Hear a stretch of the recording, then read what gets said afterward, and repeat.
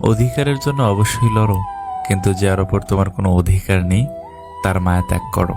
ছেলেমেয়েদের কিছু দিন আর না দিন, তার পছন্দের জীবনসাথী তাকে অবশ্যই দিন। কারণ প্রচুর ধন সম্পত্তি ছাড়া জীবন কাটানো যায়, কিন্তু জীবনসাথী ভালো না হলে ছেলেমেয়েদের জীবন নরকে পরিণত হয়। সমাজ প্রতিভার প্রশংসা কম করে, ব্যর্থতার সমালোচনা বেশি করে। সবাই বলে মেয়েরা হলো একবারের অতিথি আর একবারের পরের সম্পত্তি, কিন্তু আমার মনে হয় মেয়েরা হলো একবারের রাজকুমারী আর একবারের লক্ষ্মী। আজকাল লোকের মানসিকতা হয়ে গেছে অনেকটা এমন, কাউকে কাঁদতে দেখলে ও কাঁদছে, ওকে কাঁদতে দাও, তাতে আমাদের কি।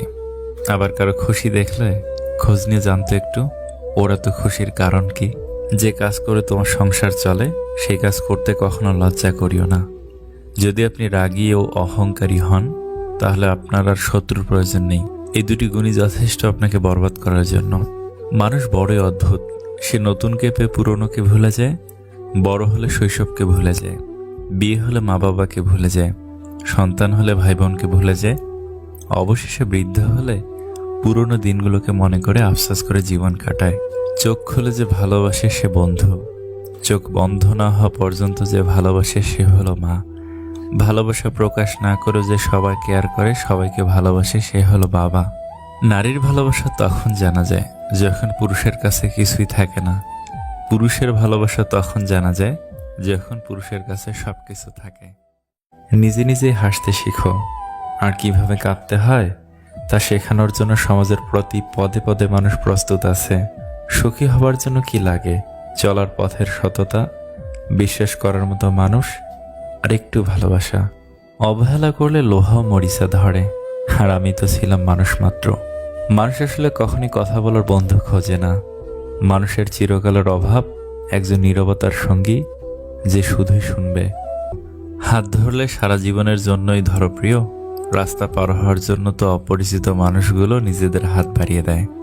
তুমিও যদি সেই তাদেরই মতো খানিক বাদে হাত ছেড়ে দাও প্রয়োজন শেষে, তবে প্রিয় আর অপ্রিয়র মধ্যে তফাৎ রইল কই বলো?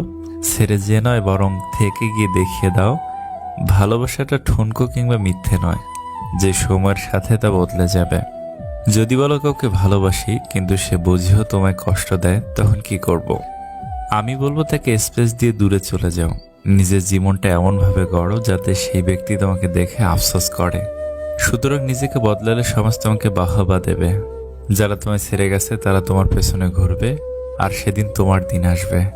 সত্যের অনুসন্ধান করতে হয়। গুজব তো বাড়িতে বসে থাকলেও ঠিক সবার কাছে পৌঁছে যায়। মানুষের চোখে রব হওয়ার চেষ্টা না করে রবের চোখে মানুষ হওয়ার চেষ্টা করুন। আপনি শুধুমাত্র একজন ব্যক্তির উপর সম্পূর্ণ ভরসা করে দেখুন, সে ব্যক্তিটি কারো উপর ভরসা না করার চরম শিক্ষাটি আপনাকে দিয়ে দেবে। যেদিন মানুষকে তার মা নয়, তার দায়িত্ব তাকে ঘুম থেকে জাগিয়ে দিতে বাধ্য করবে, সেদিন জানবে সেই ব্যক্তি পরিবারের দায়িত্ব নেওয়ার জন্য যোগ্য হয়ে গেছে। যে মানুষের মধ্যে প্রকৃত মনুষ্যত্ব আছে তার চিন্তা ভাবনা হবে এমন, জীবনে আমি যা কষ্ট পেয়েছি সেই কষ্ট যেন আর কেউ না পায়, আর আমি যে সুখ পেয়েছি সেই সুখ যেন সবাই পায়।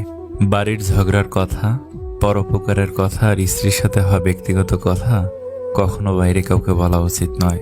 যে ব্যবহার তুমি অন্যের কাছে আশা করো না, সে ব্যবহার তোমার অন্যের সাথে করা উচিত না।